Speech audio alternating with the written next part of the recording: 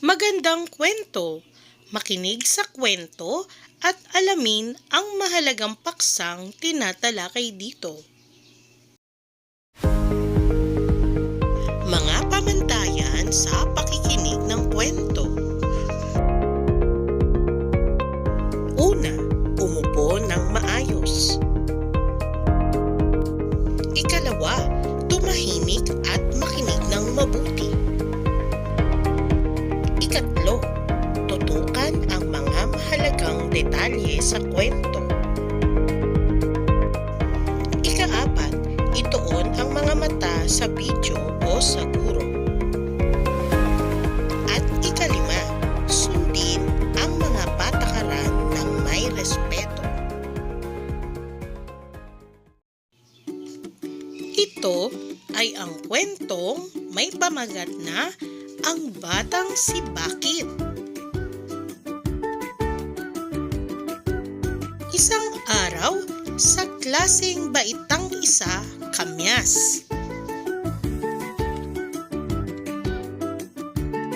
Mga bata, bago tayo magsimula sa ating mga aralin, kakanta muna tayo ng isang masayang awit na may kasamang pagsayaw.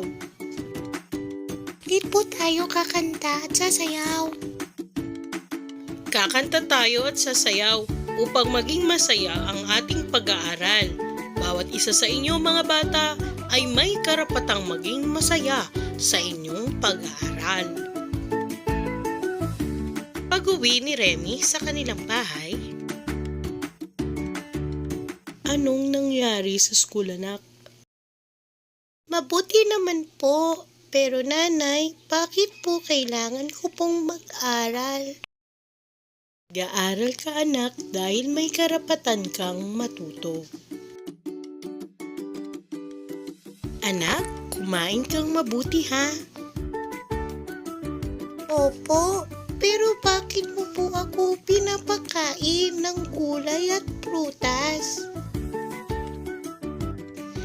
Isa rin sa mga karapatan ng bata ang maging malusog.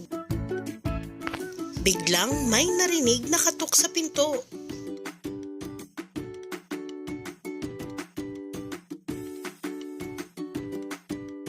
Hapon po, tita. Pwede po ba makipaglaro sa amin si Remy? Magmerienda muna kayo bago kayo maglaro. Bakit po ninyo ako pinayagang maglaro? Hahaha, ikaw talaga anak. Puro ka tanong na bakit. Siyempre naman, pwede kang makipaglaro. Talaga po? Natapos mo naman ang assignment mo at walang pasok bukas.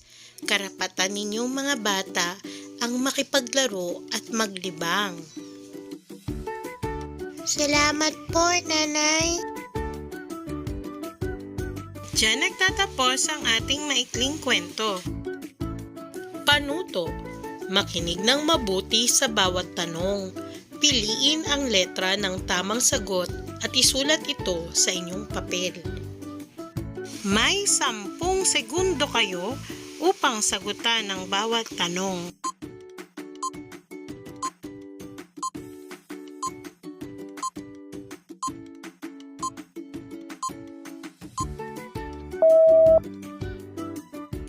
Mga tanong.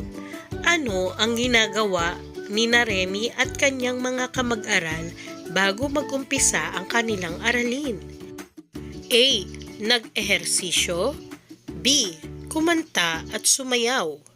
C. Naglinis ng kanilang silid.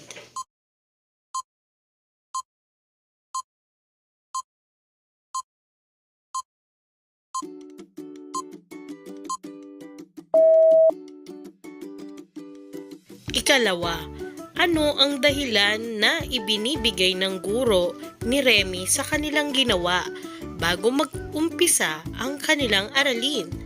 A. Upang maging masaya ang mga mag-aaral dahil karapatang maging masaya ang pag-aaral. B.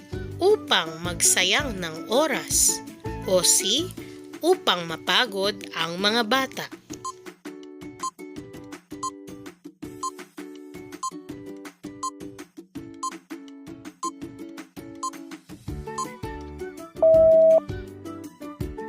Ikatlo, ayon sa nanay ni Remy, ano ang dahilan kung bakit kailangan niyang mag-aral? A. Dahil may karapatan siyang magkaroon ng baon. B.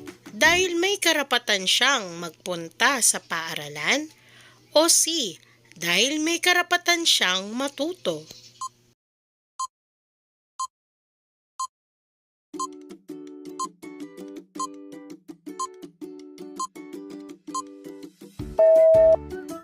Ikaapat, bakit pinapakain ng kanyang ina si Remy ng masustansyang pagkain tulad ng gulay at prutas?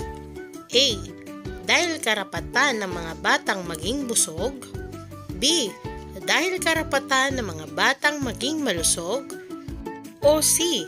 Dahil mas mura ang mga ito kaysa manok at baboy.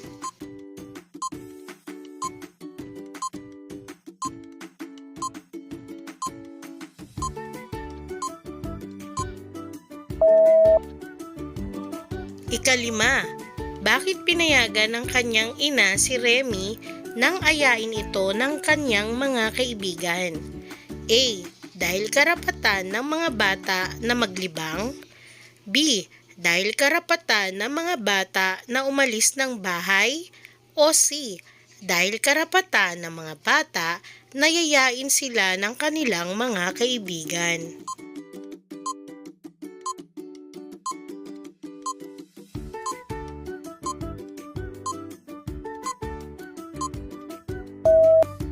Mga anak, laging tandaan, ang bawat bata ay may mga karapatan na dapat pinapahalagahan.